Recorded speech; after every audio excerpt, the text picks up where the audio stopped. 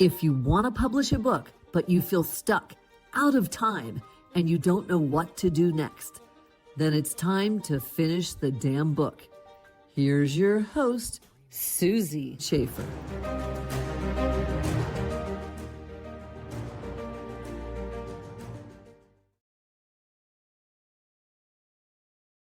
Welcome to this episode of Finish the Damn Book. I'm your host, Susie Schaefer. My guest today is Shari Biery, the founder of Alive with Purpose Coaching, a purpose and well-being coach and a best-selling author of It's Your Turn, How to Rediscover Yourself, Prioritize Your Well-Being, and Thrive with Purpose. Drawing from 2 decades as a military spouse supporting her husband and as a national board-certified health and wellness coach, Shari guides midlife women to rediscover themselves, prioritize their well-being, and thrive with purpose with her signature calm method. Welcome, Shari. Thank you for having me. I'm excited to be here. I'm so glad that you're here today. Let's talk a little bit about your book. Did you have any things that were emotionally challenging or frustrating when you wrote and published your book? Yeah, I think as anybody does when they write a book, it probably doesn't go as fast as you want it to go. And so for me, that journey started really, it ended up being almost a 3-year evolution, is what it was. And I always say I never really had it on my bucket list to write a book. But what I did notice is the hard spots were the ones where I had to go a little bit deeper on my writing. And my editors really did such a great job of seeing the spots. They called me out on it and were like, "This was great. You wrote this spot, but I want to know more." And I'm like, I was so used to that, just that pace of life of go, go, go, go, and very surface level. And what I think was probably the emotional piece of it was going back to some of these things that I wrote about being a military spouse and a woman in modern day life trying to juggle all the balls and realizing I had to kind of tap into some feelings that maybe I didn't acknowledge before. So that was probably one of the most surprising to me. Yeah, I think that the editing phase is probably the most difficult out of everything. Some people talk about the production phase, but I say, nope, it's editing, because when you're working with a really good editor, they do make you stretch and go deeper and really look at the things that you're just kind of glossing over in the book, but they're saying, we want to know more. We need to know a little bit more background about that. What was really going on? And I think that's where the healing process starts. Yeah, definitely. For me, it was some things that, came up while I was writing this book where I ended up going back to some memories.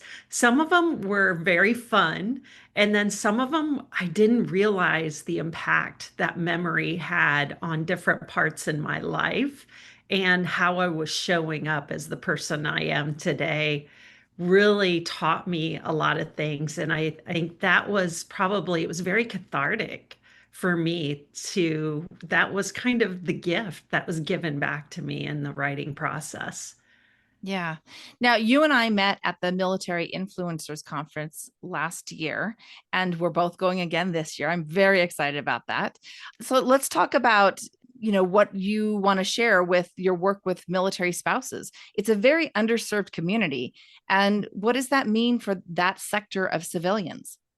Yeah, I think, military spouses, I always like to say we're like the silent service that is there behind the service member or walking beside, really, and handling a lot of things at home while our service member is serving. And, it's so complex.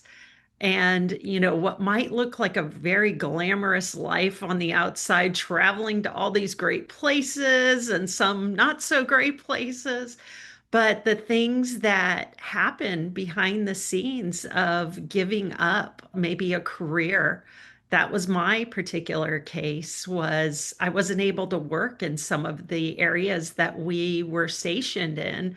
And so there becomes this, and I write about it in the book, is really this invisible sacrifice that goes along with not only military spouses, but different types of spouses who are supporting their own partner in their career, that it's always like you're the second thing in that is important in life. And what I really find speaking and talking in this community of military spouses is we are such a powerful group.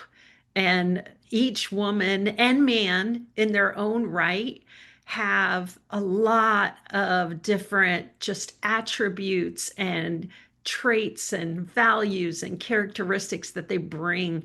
And I really find that I love hearing people's stories and where they come from and what helps them, what lights them up, and being able to pull that out of this community and letting them know that, they aren't second. They're actually something that, is a big contributing factor to how successful a military member is in the service. Absolutely. I think that support as a spouse or even another family member is critical to the success of their career. Now, when you were writing this book, did you have any big aha moments? Oh gosh, how many, right? Like, oh my gosh, along the way. For me, the biggest thing, and I write about this in chapter 2, and these were these places the editor made me go, is talking about the things that were the issues for me as a spouse who was supporting a spouse with a pretty high intense career. And really, what bubbled up for me was I realized how much resentment I had built over the time of giving up the certain things that I had to be able to, constantly evolve and, another career. It was like, I started out as a respiratory therapist, and I say I have had a very curvy employment history. And it took me a spot, writing this book to really understand that all of those jobs, if you will, or all those volunteer positions that I had actually helped strengthen me and make me the person I am today. And I have so many different perspectives now to really, I've worked in all kinds of different industries and be able to speak to it and really talk to people about their health and wellness is a really great thing to have that perspective from all these different areas. And so I think that's an important piece in all this is learning, like valuing ourselves. And it really came down to self-worth for me. And that was something in my book that I really wanted to highlight was knowing that we each have our own value for being who we are and what we bring to our communities. I totally agree with that. And the fact that I don't believe that there are ever mistakes, that there are opportunities for us. And so when you have a very diverse career background, as I do, I see that as, wow, I know a little bit about everything. And that's what I can bring to the table for my clients. And you do the same for the people that you work with. And we're going to get into the calm method, but I think I'm going to actually just put that at the forefront now. Let's talk a little bit about what is the calm method that you use. Yeah, the thing that I found, and I really like, we say in coaching, we're our own first client a lot of times, is because we find the things that helped us. And then we start working with clients and we start asking questions, and we're like, wow, this is a common thread. And so the thing that I really developed in the CALM method, and it's an acronym, the C stands for clarity, clarity for who you want to be and what you want in your life. We can get very complex sometimes, and people will say, I don't know what I want. And I just go back to when you wake up in the morning, ask yourself, who do you want to be today? Like it can be that simple. We kind of overthink it with that. So that's really the C. And then the A is awareness, awareness to what is slowing you down. And a lot of times it is a belief. It's a thought that we have and we turn it into a story. And whether, I talk about, especially with midlife women, we think we don't have time, we don't have money, we don't have permission, and we start making all these excuses. We have to take care of everyone else. Everything has to be perfect, or we have to do it all, or we can't do it. And so that's what kind of really gets discussed in there is noticing what the blocks are and then working through those blocks. And then the L is learning to listen to your body. The piece that I open up in that chapter is about getting a phone call or basically expecting a phone call from my husband when he was deployed and it didn't happen. And it was something we regularly did. And when that didn't happen, I went to the computer back in the Yahoo days and saw the banner that said Afghanistan base under attack. And it was his base. And so immediately the stress, and for the next 48 hours, I had to hold my breath, not knowing. But I knew that they had shut down comms. And so, I knew, but I had to just hold it together. And 20 years as a military spouse doing that day in and day out, that tends to wear on your body. So, really, with women, we hold so much in. And so, being able to really acknowledge learning to listen to your body is a key piece. We outsource that to so many other people or ways, social media, different things, and we have to come back to ourselves. And then the M is mindset to say yes to yourself every day. What are the thoughts and the beliefs and the community that you need to surround yourself in to be able to do that? Yeah, that's amazing. And because you do touch on all the things that I think happens, and especially when a military spouse is in that fight or flight mode a lot of the time. And so you have to be able to process that and say, okay, what's really happening? Am I getting ginned up for no reason? Or is this, it really is a low level PTSD that's happening for people that are in those situations. Yeah. Yeah, yeah. It was something that really, that was another thing that was kind of an aha in the book is all of these imprints that I had had through my life, not just being a military spouse, but growing up back to childhood.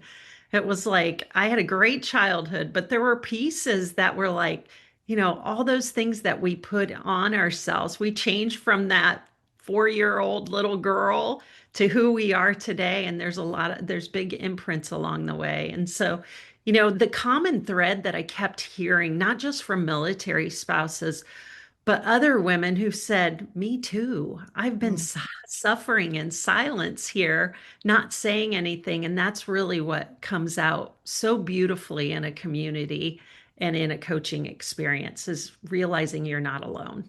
Yeah. Very true. And I think it's important that people do have that sense of community. So the Military Influencer Conference is in Atlanta. It's in September. And so that's where we met. And both of us are planning to attend this year. What would you like to share about what we've been talking about as far as a collaboration? Yeah, I think, the biggest thing I remember, I was at the height of just about to publish my book, and I realized the team was not a good team to be working with. Mm. And I had to pivot and make a fast pivot. And I started working with someone else to get my book up on Amazon and stuff. And then I heard you speak on stage, and I was like, ah. The whole thing that I really walked away from that conference going, just it was affirmation that when we leap, God threw a net out for me. And it just, I just had built such a beautiful community. So making those connections there and being able to hear other people's story, especially in the authorship venue and being able to talk about that. And I think in the military community too, there are so many stories Mm. and so many people who think, who's going to care about my story or who would want to know this? Well, your story is actually going to be something that actually pulls someone up and through something that could be a really difficult time. So I think that's why it's so important to share stories. And so I'm looking forward to us like working together and being able to be there together to just have conversations with people who are thinking about it. Is a book something I want to do, or a book is something I've wanted to do, but I've been quietly talking about it just to myself.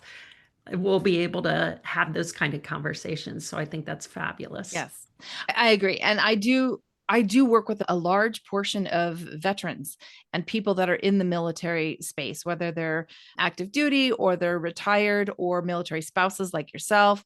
And so that's why I attend that, is because it's great for me to be able to make those connections. But you and I have talked about doing like a little pop-up networking event. And so if you're listening to this podcast and you are going to be at that event, please come look for us, because we'd love to talk to you. We are going to probably do it as a Q&A session so people can understand what it's like to publish and what that means. And because I agree with you, the stories of people that are in our military and veterans and spouses and even family members of veterans, it's really important that we get those out there, because when we're gone, those stories go with us, and those stories do help future generations with how to handle being a supportive member of the military.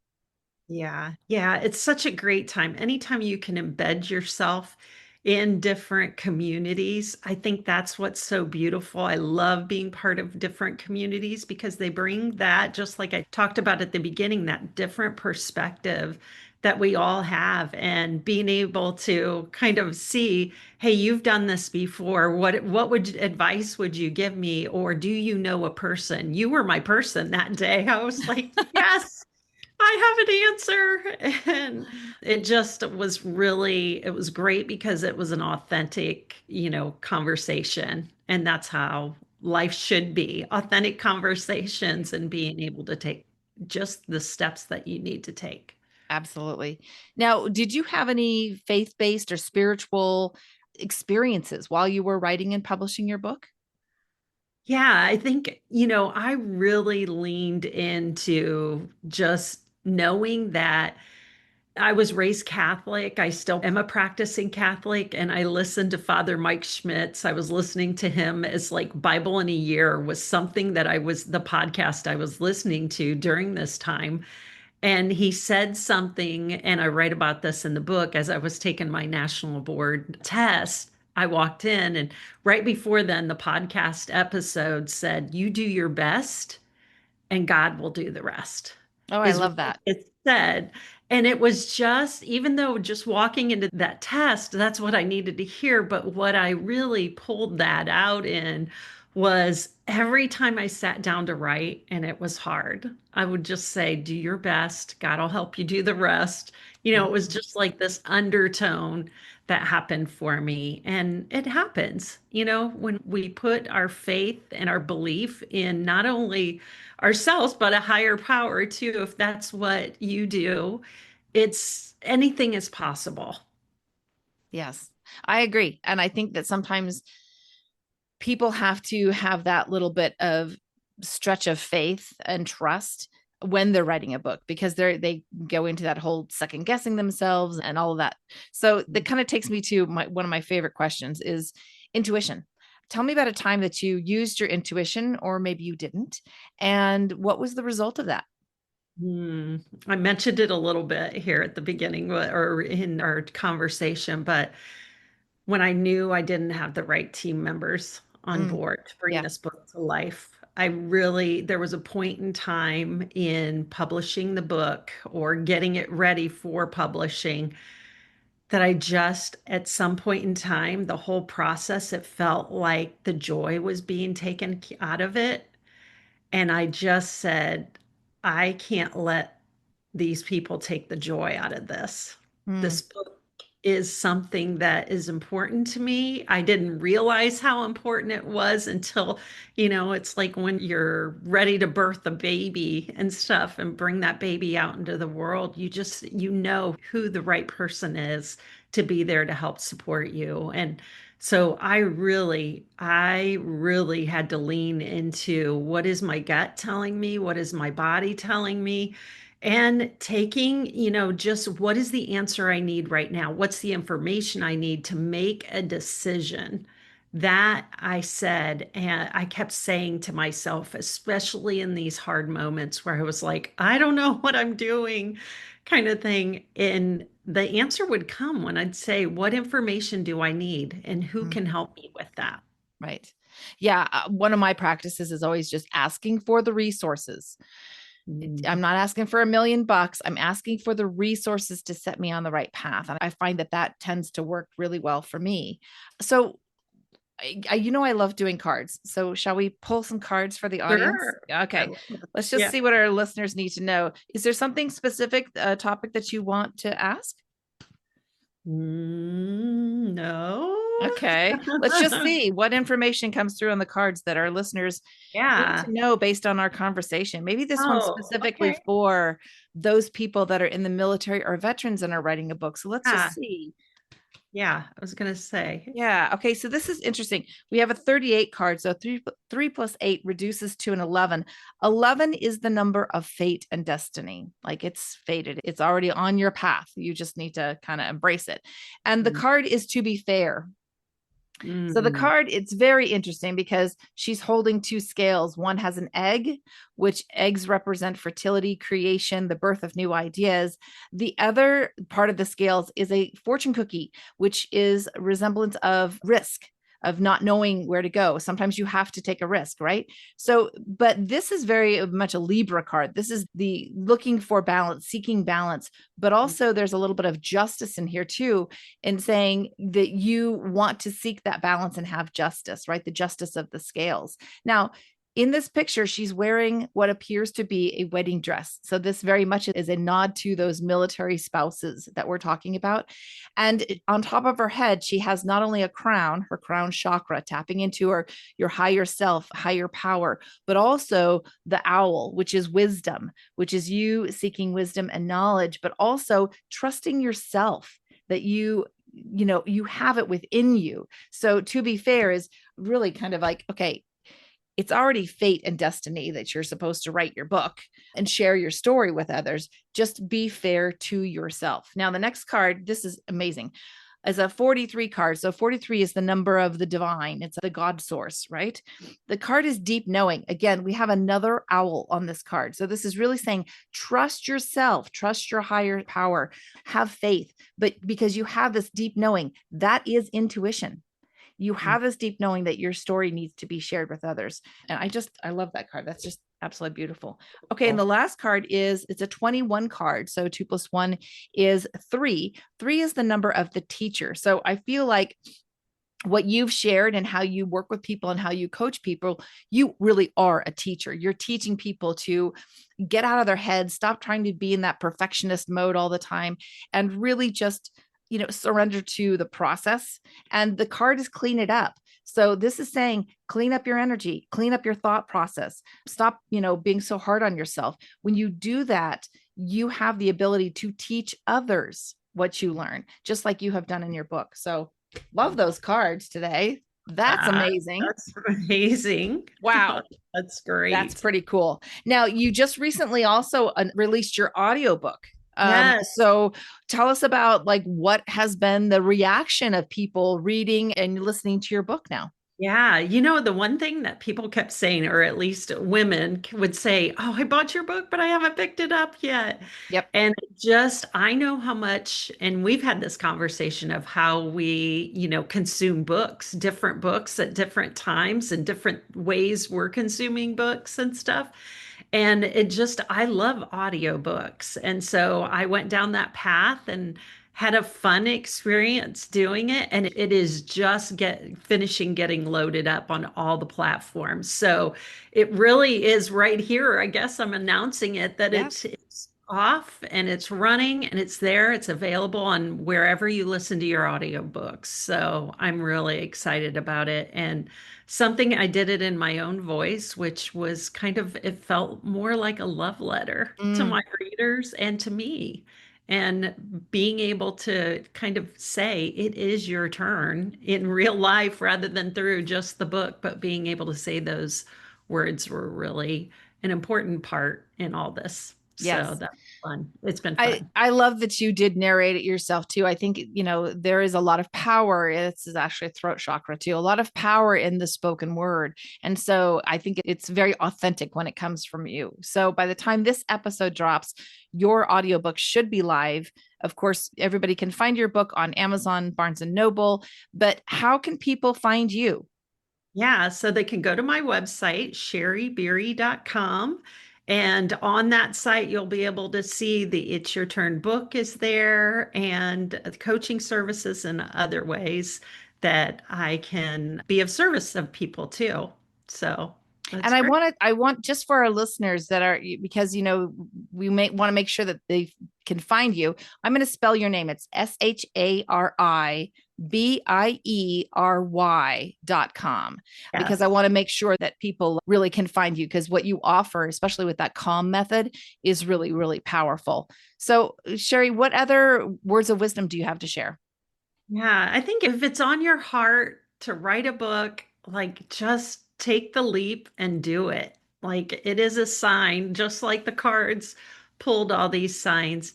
And if you are waiting or you're hovering over that book and thinking, I'm never going to get it done, surround yourself in a community, find an accountability partner. And my biggest key piece was I thought of that one person, and for me, it was Tracy. And I go more about that in on my blog and stuff. But Tracy was the person who was a service spouse at the very beginning who said, please write the book. She came to me with tears saying how exhausted she was, and she was feeling the same way. And we all Mm. felt we had to be quiet about it. And you don't have to be quiet anymore. So take your turn, write the book, get it done, get it finished. And Susie is here to help you every step of the way, which you've been a champion and part of my first aid team when it came to the book publishing process. So thank you. Well, thanks, Shari. I appreciate that. And thanks for being here today. Thank you.